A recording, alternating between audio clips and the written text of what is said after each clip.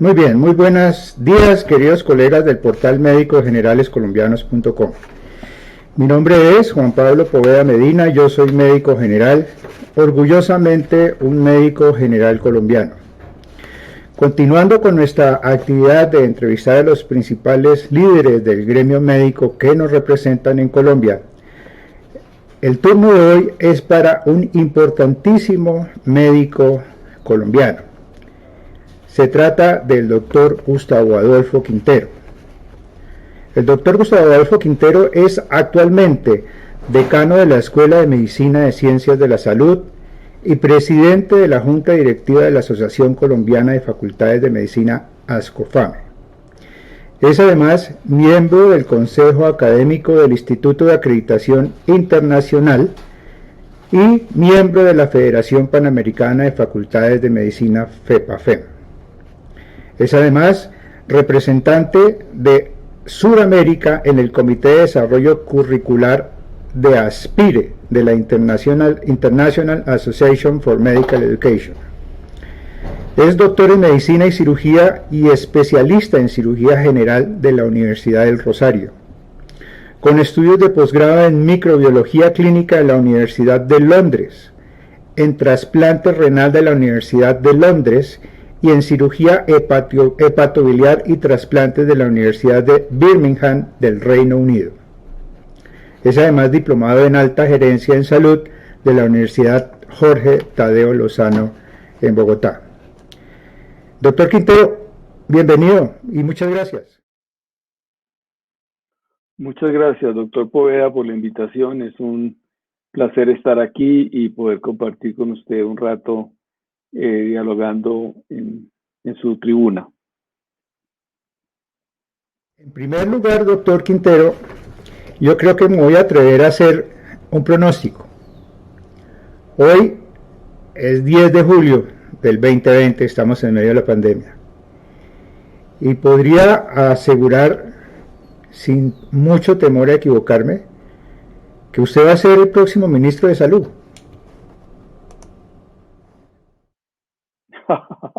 Este es un pronóstico errado de principio. Yo no tengo esa vocación política, he sido una persona que ha trabajado toda su vida en el sector privado y no pienso dejar de tener esa línea de conducta para pasarme al sector público. No, bajo ninguna circunstancia, eso no está en mis planes. No me diga, doctor Quintero, que usted está como algunos políticos que dicen que no, pero después dicen que sí. No, en mi caso es un no absoluto. Porque créame que sería definitivamente un gran servicio y digamos que un desarrollo natural de lo que ha sido su trayectoria. Yo lo veo como algo sumamente natural, además que definitivamente necesitamos una persona, desde el gremio médico se lo digo, necesitamos una persona con toda su trayectoria, con toda su inteligencia, con toda su capacidad, con toda su juventud, porque usted todavía es una persona sumamente joven, para que nos represente desde el ministerio. Eso se va a dar, pero dejémoslo ahí. Muchas gracias por sus palabras y sus genuinos deseos, pero yo creo que mi destino está seguir trabajando desde la Decanatura de Medicina del Rosario y obviamente desde ahí contribuyendo al país en todo lo que sea necesario. Muy bien. Doctor Quintero, nos hemos propuesto hacer esta serie de entrevistas fundamentalmente con el propósito de que los médicos que integran esta comunidad de médicogeneralescolombianos.com, tarea en la que nos hemos empeñado desde hace ya 16 años, hemos logrado reunir cerca ya de 46,000 y algo más médicos generales inscritos en nuestro portal.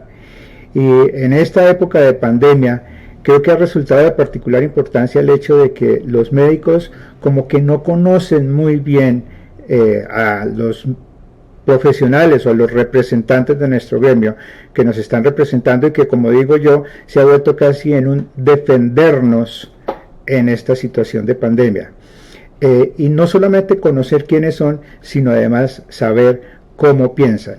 Y por esa razón es que pues ya hemos hecho algún recorrido en entrevistas con el presidente de sociedades científicas, la doctora Lina Triana, el presidente de la Federación Médica Colombiana, que el doctor Sergio Izaza, que me enteré, fue compañero suyo desde kinder, algo así me dijo el doctor Izaza.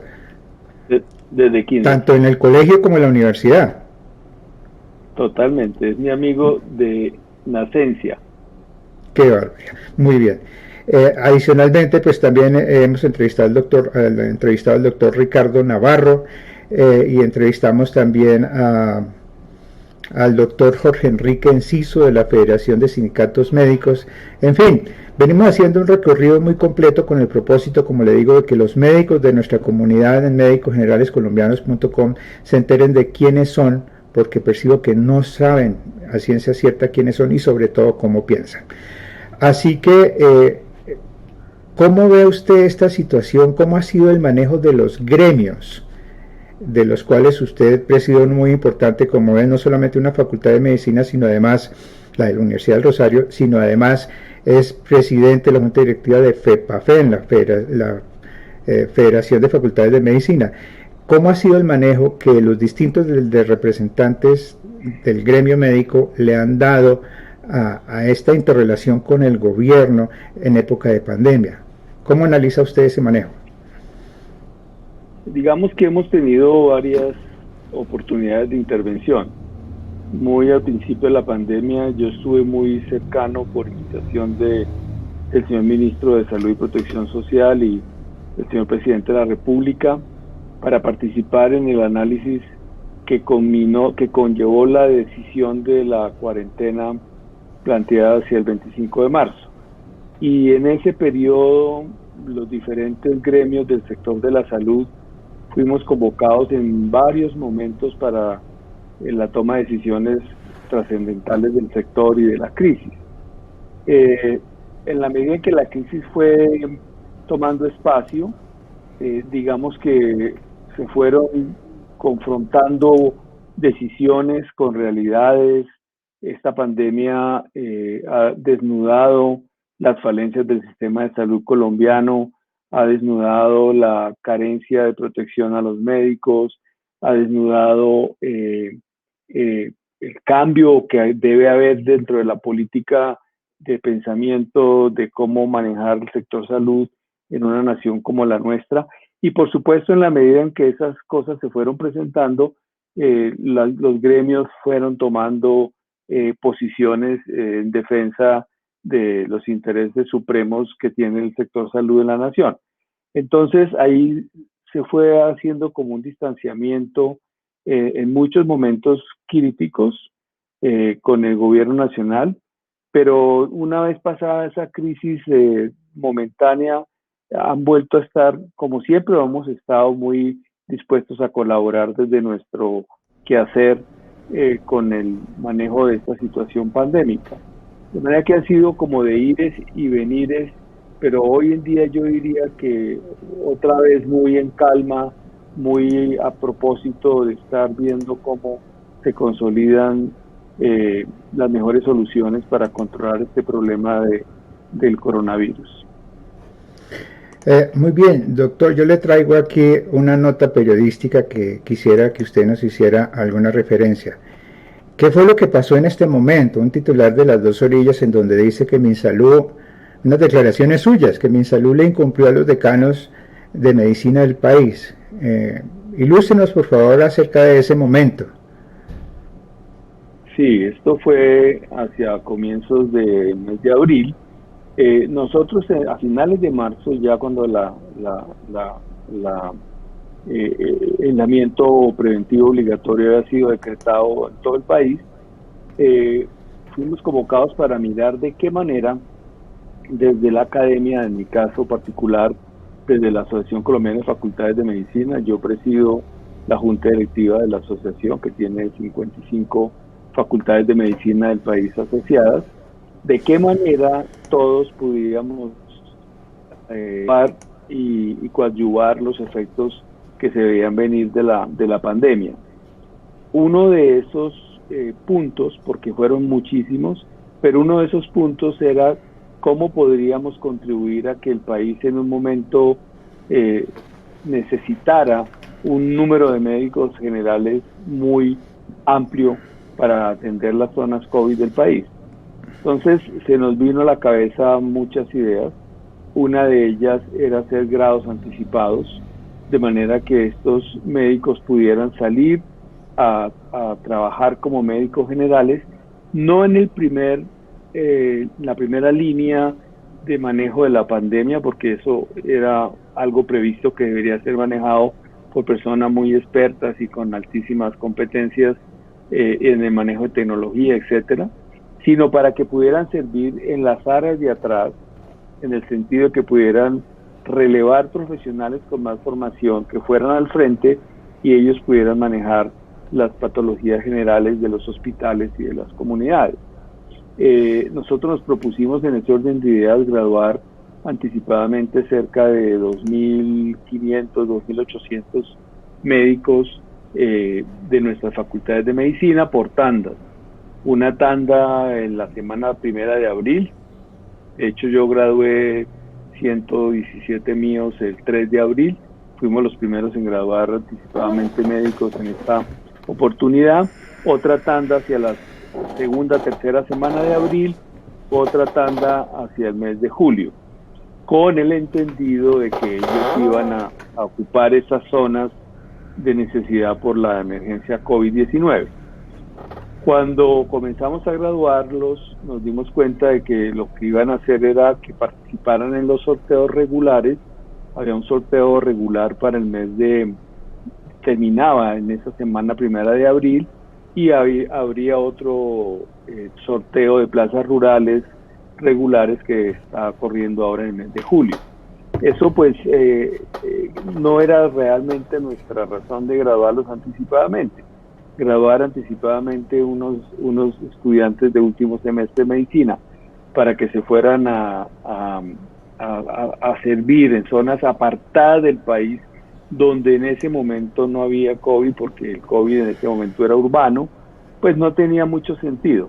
Entonces ahí hubo un malentendido, digamos, entre el gobierno y nosotros, en el sentido de oiga, nosotros no estamos haciendo esto para mandarlos a Caparrapí o a la Hormiga Putumayo, porque pues no tiene ningún sentido. Se pueden esperar a que terminen su carrera, entren al sorteo regular y se vayan para estas zonas alejadas.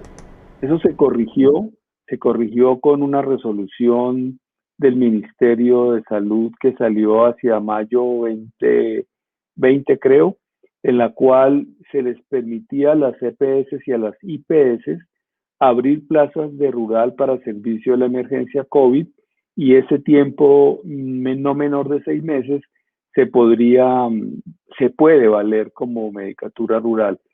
Bajo esa nueva norma que está operativa desde mayo de este año, los médicos que se han venido graduando en esa condición pueden ir ciertamente ahora sí a las zonas donde se requieran por la pandemia.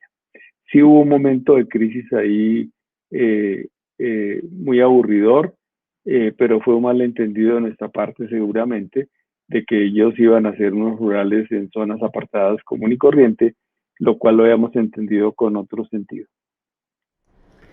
Bien, entonces digamos que las relaciones con el gobierno son buenas. Sin embargo, a mí me preocupa, digamos, alguna inquietud que nos han transmitido muchos de los médicos inscritos en nuestro portal, y es el hecho de que perciben, digamos, que la comunicación entre las distintas organizaciones que nos representan a los médicos en Colombia no son lo suficientemente buenas con el gobierno. Parece que no los escuchan, parece que no los reciben, parece que cuando los reciben, pues tranquilamente pueden tomar o no tomar en cuenta las consideraciones que les hacen desde los gremios médicos.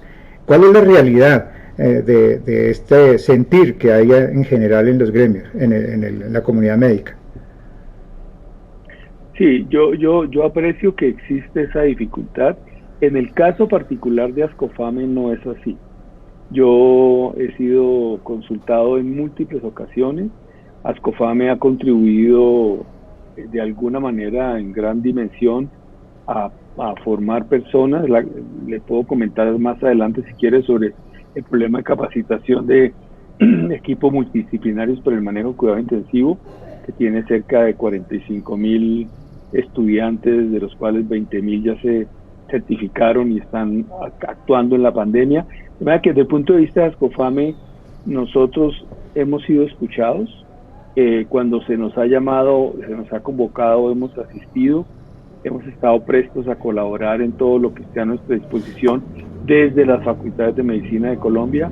Entonces yo diría que como Ascofame no hemos tenido inconvenientes de diálogo ni de entrada a la apuesta de hacer algo por el país cuando nos han llamado y cuando hemos visto que podemos hacerlo también. Pero sí percibo que en el resto de gremios se ha ido deteriorando la relación, que ahora percibo otra vez como normalizada, es mi impresión, pero sí ha existido esa situación, eso es innegable. Muy bien, ahora se dispara. Hay una situación, digamos, que el gobierno tiene su grupo de influencia muy determinado, se apoya mucho en universidades extranjeras. Yo veo mucho el concepto de Johns Hopkins permanentemente aflorando dentro de las discusiones. Sí. A uno le da un poquito de envidia, digamos, ¿no? Porque la ciencia colombiana es muy ilustrada y es muy capaz, y entonces uno quisiera seguramente la Universidad de Antioquia, la Universidad Nacional, la Javeriana, la del Cauca, la del Valle, tiene gente muy importante que podría aportar muchísimo, pero digamos que pues en una situación de crisis los que toman las decisiones tienen siempre la mejor intención de acertar, y yo no juzgo lo que están haciendo en detrimento de que pudiéramos ser nosotros los consultores.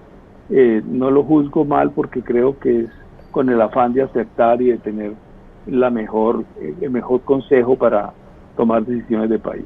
Pero ahí estamos siempre, y creo que todas las sociedades científicas han estado siempre ahí dispuestas a colaborar. Muy bien, doctor, usted acaba de mencionar el tema de las capacitaciones en el tema puntual del COVID-19 al personal de salud. Le voy a poner una nota periodística del noticiero CNI y después, si es tan gentil, nos la comenta.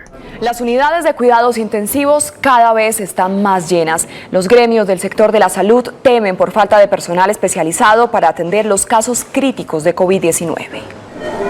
Los principales gremios médicos advirtieron que no hay suficientes unidades de cuidados intensivos ni el personal para atender a pacientes contagiados con COVID-19 que se encuentren en estado grave. La situación está siendo crítica en muchas de estas instituciones por no tener ya los recursos suficientes.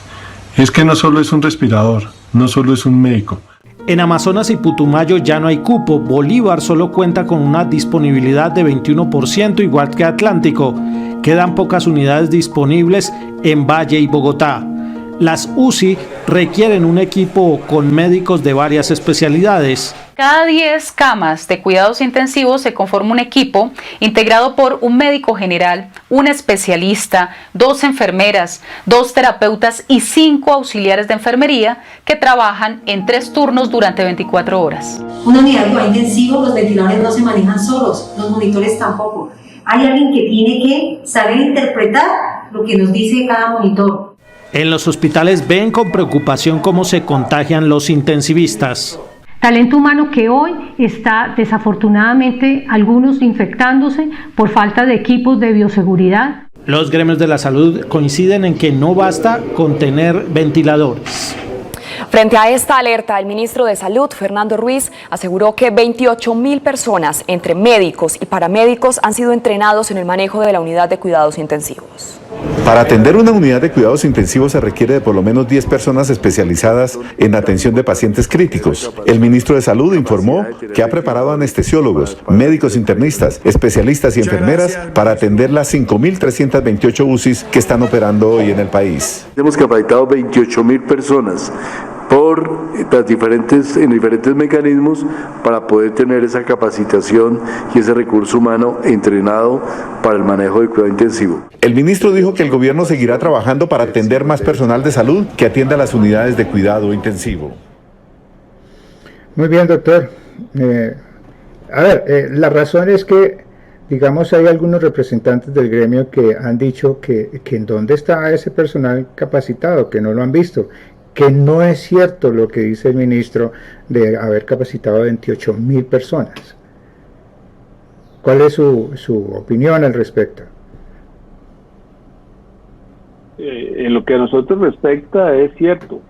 Muy al comienzo de la pandemia, una de las acciones que determinamos con el Gobierno Nacional, específicamente con el Ministerio de Salud y Protección Social, era que Ascofame se encargara con sus facultades de hacer un curso multidisciplinario de manejo de paciente COVID-19 en unidades de cuidado intensivo. Nos asociamos con la Asociación Colombiana de Cuidado Crítico, con la Asociación Colombiana de Infectología, con la Asociación Colombiana de Neumología, con las sociedades científicas, con la Universidad de Antioquia, la Universidad del Rosario, la Universidad Javeriana, y elaboramos un curso de mucho nivel, de altísimo nivel, en el que participaron médicos, enfermeras, terapeutas respiratorios, fisioterapeutas, terapeutas ocupacionales, nutricionistas, para crear un curso que es el que le había comentado antes, un curso que lleva cerca de 45.000 personas profesionales de la salud de diferentes profesiones que lo han tomado, de las cuales, como el ministro lo anota, más de 28.000 personas se han certificado.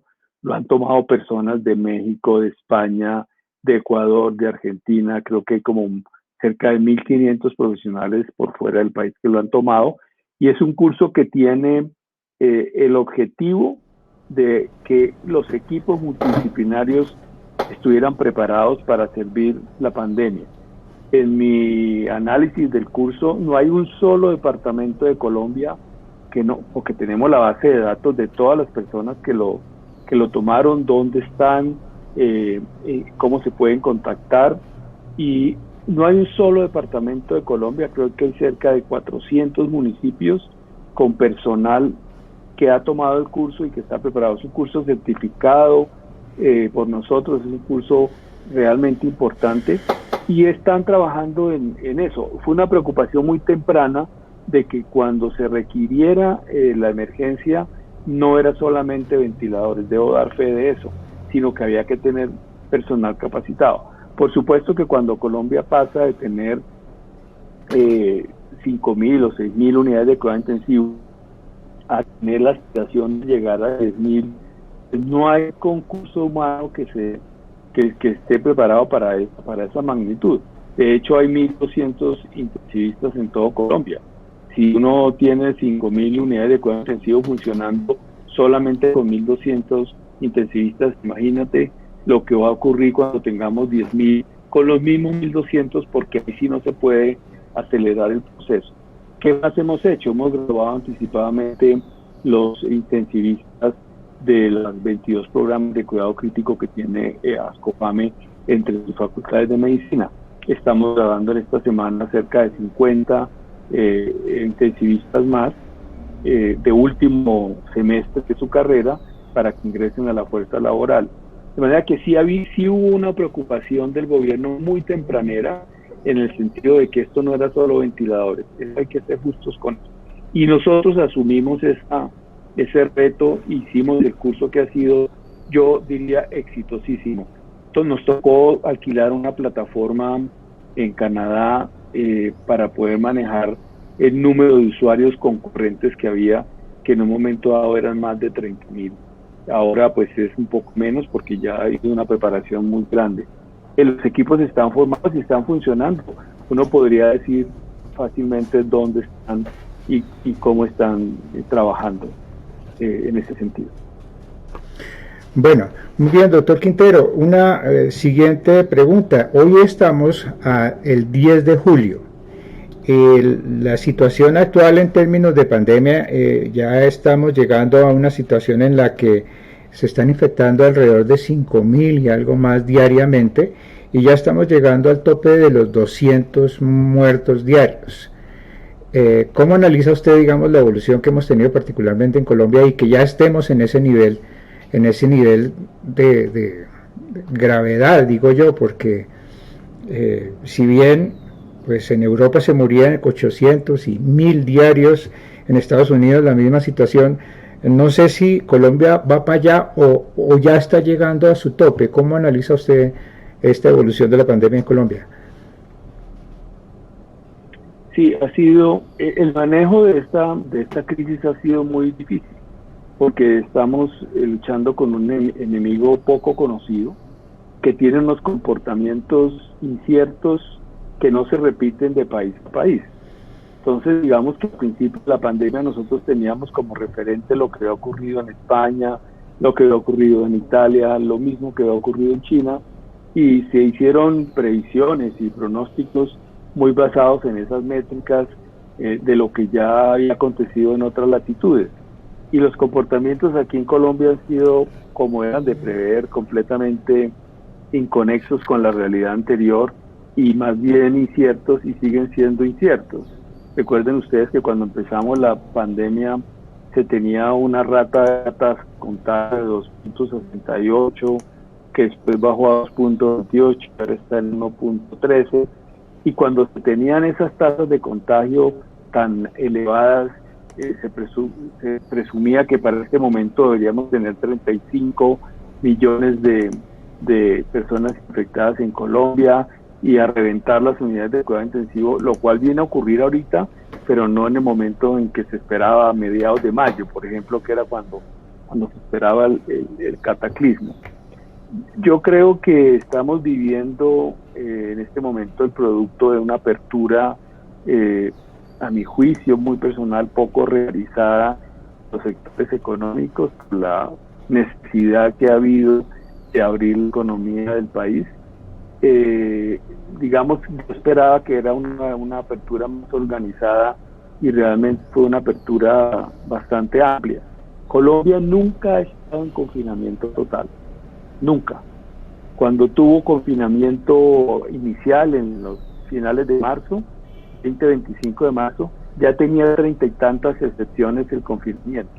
Y de ahí en adelante se ha manejado con confinamientos que tienen 45, 46, 47 excepciones. El de ahora ya no quedan sino 5 o 6 sectores del nuestro, la educación, que no sabemos qué va a pasar, el de los bares, el de los restaurantes, el transporte aéreo, es lo único que queda cerrado todavía. De manera que nosotros no hemos estado en confinamiento absoluto jamás, hemos estado en confinamientos bien parciales. Lo que estamos viendo ahora es el producto de una apertura muy rápida, en la cual pues en la medida en que más gente sectorícese en la calle, pues mayor número de contagios va a haber. La cuarentena se esperaba que sirviera para que el sector salud estuviera preparado para esta avalancha. Yo creo que en buena medida lo ha estado. Tenemos una ocupación cercana al 100% en muchas ciudades de las unidades de cuidado intensivo. Hay otras que tienen todavía un margen de maniobra más grande. Aún así, pues estábamos previendo una apertura de la economía, un número de casos exacerbados, con un sistema de salud preparado. Pero el sistema de salud colombiano adolece de unas fallas inmensas que esta pandemia lo único que ha hecho es desnudar. Es decir, oiga, el sistema de salud colombiano hay que meterle la mano y ver cómo se cambia, no puede seguir siendo así. Las inequidades han aflorado a piel con esta pandemia. De manera que yo creo que se ha planeado bien, como todo en los países nuestros, a veces muy poquito, a veces mucho, a veces muy temprano, a veces muy tardío. Pienso que se inició la cuarentena, a mi juicio, un poco tardía, y pienso que se liberó el sector económico, a mi juicio, un poco temprano. Y estamos pagando las consecuencias, y lo peor está por venir, que es lo que más me preocupa, que no hemos llegado ni siquiera al pico. No sabemos si el pico va a ser a finales de julio, a principios de agosto, si se va a mover a septiembre. Estamos lejos del pico y estamos ya en aguas profundas. Ave María. Es decir, es pesimista el panorama. Para mí lo peor está por venir. Bueno, doctor Quintero, usted ha tocado 3 puntos que los tenía como en lista de todas maneras para preguntar. y uno de ellos es justamente el futuro de la educación médica en Colombia. Usted acaba de decir que es incierto, que no sabemos cómo nos vamos a educar de ahora en adelante, qué cambios drásticos como en todos los campos, pero particularmente en el campo de educación en medicina, qué cambios va a haber. Es decir,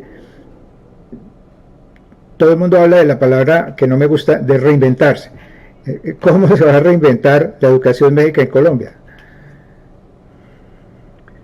Sí, aquí hay, la pandemia ha dado para todo. Entonces digamos que en lo positivo ha habido unos enfrentamientos con la realidad que nos han hecho mover más rápido algo que estaba como en la sala de espera. En el plano de la educación superior, la virtualidad, por ejemplo, era algo que usted lo sabe porque hemos trabajado cosas virtuales juntos, pero es algo que nosotros manejamos desde el año 99, 2000. O sea, 20 años atrás estábamos trabajando virtualidad de una manera muy lenta, de una manera muy como de segunda línea, como que eso no es de buena calidad, como que no es igual. Hoy en día la virtualidad nos dio la mano y la virtualidad nos hizo salir adelante con un semestre como el pasado, en el cual pudimos, en medio de la crisis, en marzo 6, decir no vamos más presenciales, nos vamos remoto, y salimos adelante sin dejar muertos en el camino. La virtualidad llegó para quedarse, no hay nada que hacer. Es decir, una universidad, un sistema educativo superior que no tenga en cuenta que de aquí en adelante va a tener que tener sus programas híbridos, con presencialidad y con virtualidad conjunta, que le permite a uno globalizar de alguna manera más asertiva la educación superior, que le permite conectarse con otras universidades del mundo, que le permite a un profesor muy importante en París estar dictando clases aquí sin necesidad de desplazamientos. Ahí hay una ganancia enorme de que nosotros ya no podemos seguir teniéndole miedo ni jartera a la virtualidad, sino diciendo esto llegó para quedarse, y aquí hay unos beneficios enormes de democratización de la educación superior, porque es más accesible para la gente y porque obviamente tenemos que volverla pedagógicamente estructurada.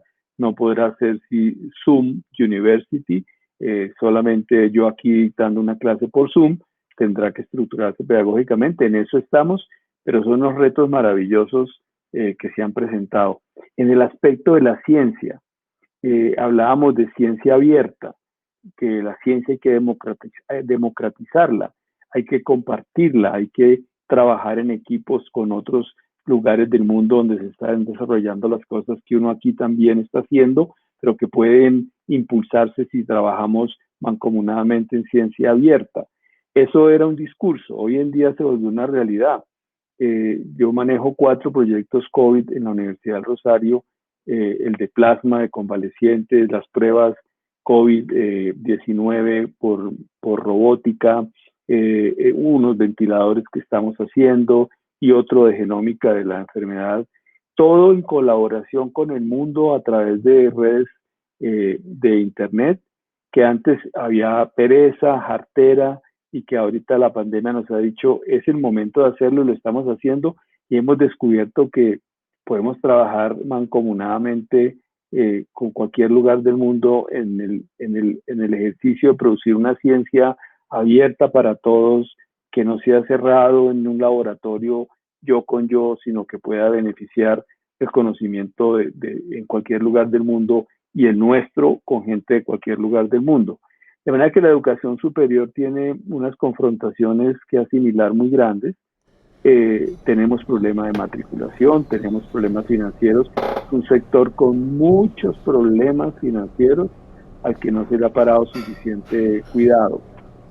Yo creo que de aquí vamos a terminar con una ala herida muchas universidades.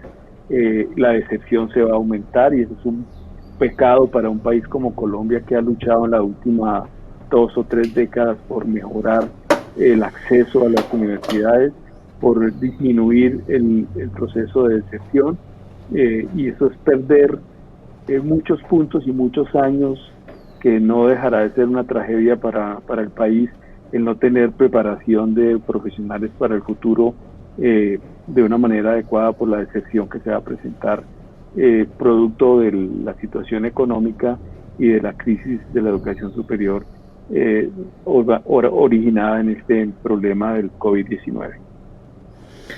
Bueno, muy bien, doctor, usted acaba de mencionar que la apertura fue muy rápida, que el confinamiento ha debido ser más prolongado, incluso haber iniciado de manera más prematura.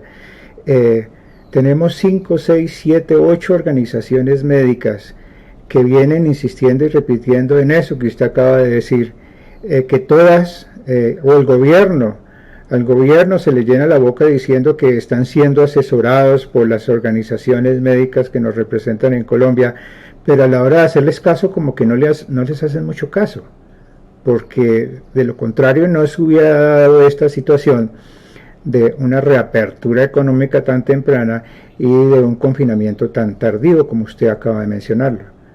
¿Qué será lo que pasa? Que el gobierno dice por un lado que está asesorado, pero como que no le hace caso a quienes los asesoran. La entrada a cuarentena fue, debo admitirlo, yo creo que el gobierno es consciente de eso, fue con mucha presión de los gremios. La noche que se decretó la cuarentena nacional estábamos ahí, los gremios, las sociedades científicas, sindicato, la asociación de enfermería, Ascofame, yo mismo estuve presente, y digamos que fue un momento de diálogo muy ilusionador, en el sentido en que nuestras posiciones fueron tomadas en cuenta, con una audición de parte del señor presidente muy concreta. Yo lo aprecié infinitamente, que era una persona que escuchaba y que entendía y reaccionaba en consecuencia. Estamos hablando de cuando se decretó el 20 de marzo, operativa a partir del 25, pero ya llevaba el país 40 y tantos casos de COVID, todos que habían ingresado por el aeropuerto El Dorado, ciertamente. Entonces llevábamos un retraso de por lo menos 14 días en haber tomado una decisión que países que la tomaron en ese sentido y en ese momento son países exitosísimos, como es el caso de Nueva Zelanda, para no ir tan lejos, o El Salvador, inclusive en nuestra cercanía. Entonces nosotros llevábamos un retraso de 2 semanas dándole vueltas al tema de si salíamos a cuarentena o no salíamos a cuarentena, y en ese momento la sociedad científica, la Academia Nacional de Medicina, Ascofame, etcétera, tuvieron una influencia muy positiva en la decisión y nos sentimos muy satisfechos con esa.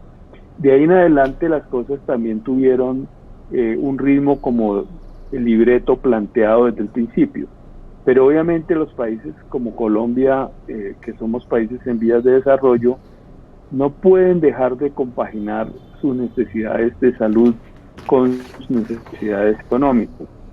Aquí se ha querido plantear un falso dilema entre si es salud y economía, o economía y o salud. Yo soy de los que piensa que el estado de bienestar implica salud, implica economía. Si uno procura el estado de bienestar, tiene que contemplar ambas. Entonces, también hay que pensar que no podíamos mantenernos en una cuarentena indefinida, porque eso no lo aguanta ningún país, y menos un país en vías de desarrollo.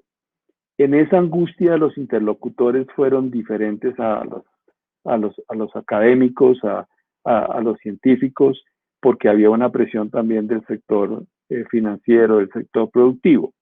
Y de golpe ahí hubo, a mi juicio, una apertura muy rápida de la economía, de una manera muy rápida, que estamos en este momento pues viendo sus consecuencias.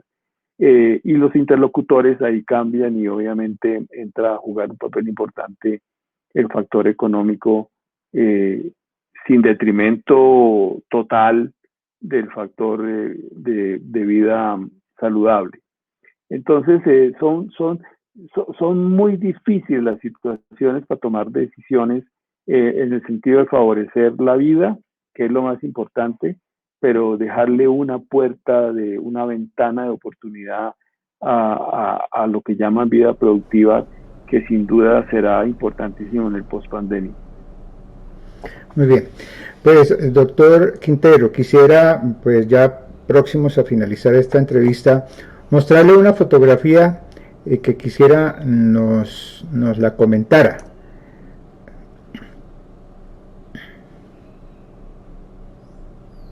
Sí, esa es una foto de diciembre del año 2017,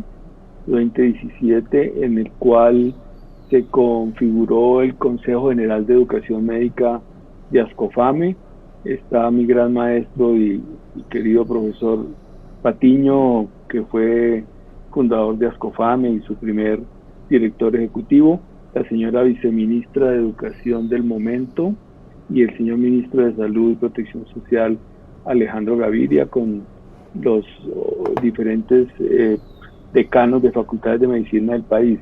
El Consejo General de Educación Médica ha sido una institución de Ascofame fundada en 1900, Ascofame hace 62 años, pero el Consejo General de Educación Médica fundado en el año 61. A raíz del consenso de Montería de ese mismo año, decidimos revitalizar y volver a impulsar el Consejo General de Educación Médica, y en esa ocasión fue la puesta en marcha del Consejo con la compañía de los Ministerios de Educación Nacional, de Salud y Protección Social. Bueno, muy bien. Doctor Quintero, no me queda sino agradecerle infinitamente por el tiempo que nos ha dedicado para esta entrevista. Un mensaje final, un minuto final que quiera usted dirigir, algún mensaje en particular a nuestra comunidad de 46.000 médicos generales en todo el país. Pues un saludo a los médicos generales. Este país debe tener su salud en los hombros de los médicos generales. Usted sabe bien que yo he sido un convencido de eso, de que el país lo que necesita son excelentes médicos generales, y enhorabuena, ustedes han trazado el rumbo de una asociación que yo valoro inmensamente y respeto inmensamente. Es el momento en que el país mira a los médicos generales como el pilar fundamental del desarrollo de su sistema de salud. Es con ellos que se puede llevar adelante el modelo de atención integral en salud que tiene el país identificado. Y nada, solamente en este momento pues entender que es mucho lo que desde el punto de vista individual podemos hacer para superar la crisis. El gobierno ha sido muy claro en dejarle a la ciudadanía, al conglomerados, al sector municipal y departamental la responsabilidad de salir adelante de esta crisis. Entonces, desde lo individual pues hay mucho que podemos hacer con disciplina social para superar esta crisis que como lo dije antes, ha desnudado que el sistema de salud nuestro debe cambiar, y hay que cambiarlo con ustedes, los médicos generales, sin duda. Qué pena, doctor, pero con lo que acaba de decir surgió una ñapa. Y es, ¿por qué será? ¿Por qué será? Es más, surgieron dos ñapas. La primera ñapa es, ¿por qué será que todo el mundo dice que los médicos generales son la base fundamental del sistema de salud, que es el más importante del sistema de salud, que sin los médicos generales no podría haber un sistema de salud? Pero ¿por qué será que además es al que más mal hay que pagarle, al que no se le puede contratar en planta, al que más hay que maltratar? Ahí hay una contradicción que yo por muchos años he tratado de resolver y no he podido obtener una respuesta. Todo el mundo dice que es el más importante, pero por otro lado la realidad nos muestra que es el que peor se le debe tratar, o al que peor se le trata. ¿Cuál debe ser la razón? Es una pena que eso ocurra. Es una pena que eso ocurra porque en el pasado eran el pilar de la sociedad, y en el presente, sin duda. Esta crisis también ha demostrado que si tuviéramos médicos generales al frente en la medicina de prevención y prevención, en este instante sí que la medicina prevencionista y promocionista es importante. Si hubiera un buen sistema de medicina general en el país, seguramente pasaríamos más sencillos y más fáciles por estas crisis de este momento. Es una pena que eso sea así. Hay que reivindicar el valor del médico general en la sociedad y darle usted sabe que yo lo pienso así desde siempre, no es por esta oportunidad, sino desde siempre lo pienso así. hay que darle el sitial que se merece y que tiene en la sociedad como una persona que guía a la comunidad y al individuo hacia un mejor estado de salud. Es muy importante reconocerlo así. Muy bien, y la segunda ñapa, y esta sí es la última, es que usted a lo largo de esta entrevista ha mencionado la palabra desnudar en 3 ocasiones, y se refiere al desnudar una situación completamente irregular por la que atraviesa el gremio de la salud desde hace muchos años, de una pérdida de autonomía profesional fundamentalmente y de un trato laboral indigno e injusto. Y a través de las distintas organizaciones médicas que nos representan, pues eso está más que reconocido hace muchos años. Y como asesores que son del gobierno lo vienen diciendo de diferentes maneras. ¿Qué podría uno pensar? ¿Qué le podría hacer uno pensar? Que si eso es algo que no ha cambiado, ¿por qué tendría que cambiar ahora? Porque es que la sensación que yo personalmente estoy teniendo es que la pandemia no nos alcanzó para que se produjeran, alcanzó para desnudar la situación, pero no va a alcanzar para que se produzcan cambios reales que corrijan esas situaciones en autonomía y en trato laboral que estamos recibiendo los profesionales de la salud. ¿Qué opinas al respecto, doctor? Sería una pena que esto pasara indemne sin causar una reflexión sobre que hay que cambiar y cambiarlo. Sería una vergüenza, porque el sufrimiento ha sido inmenso durante estos más de 100 días que llevamos de confinamiento. La sociedad yo creo que se ha dado cuenta que su bienestar reposa en los profesionales de la salud. Nunca antes habría la sociedad valorado tanto la importancia de una enfermera, de un médico, de una auxiliar de enfermería, como hoy en día, porque podremos subsistir sin nada de lo demás, pero hoy en día estamos pendientes del hilo del buen oficio que tiene el médico, el buen oficio que tiene la enfermera, la auxiliar, el asistente, el terapeuta, el terapista, y yo creo que la sociedad ha entendido que la salud y sus profesionales son vitales para una sociedad.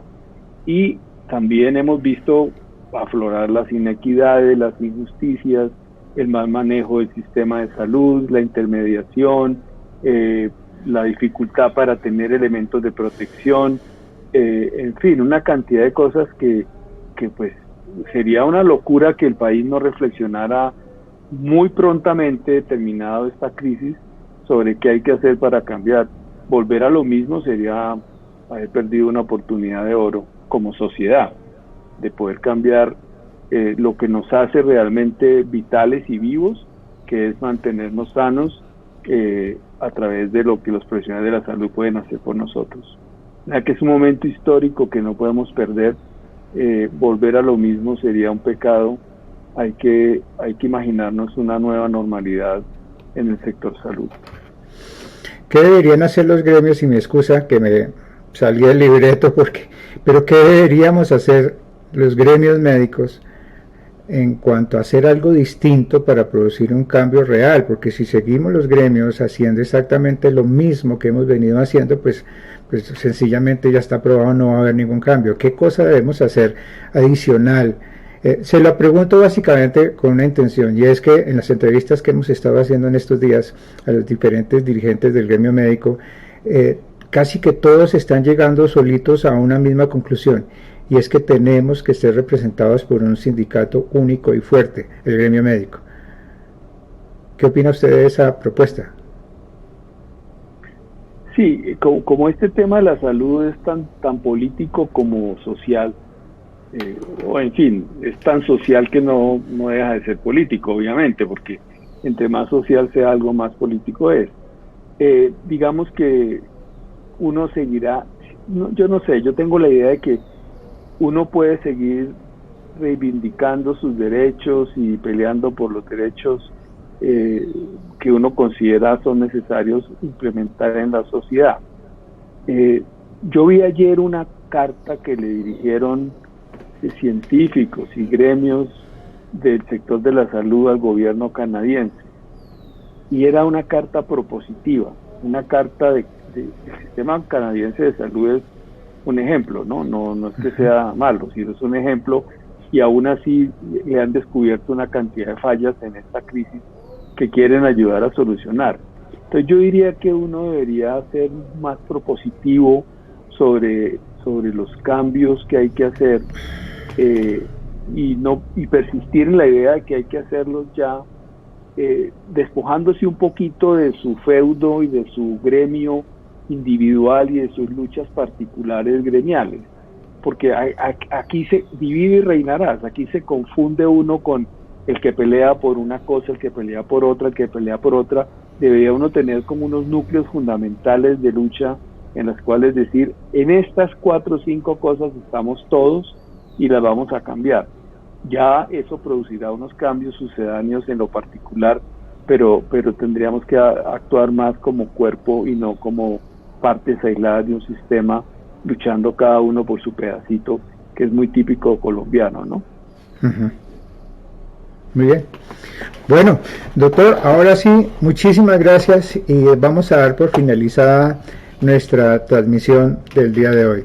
Le agradezco nuevamente por su generosidad al habernos dedicado todo este tiempo para esta entrevista. Con mucho gusto, ha sido un placer, gracias por invitarme.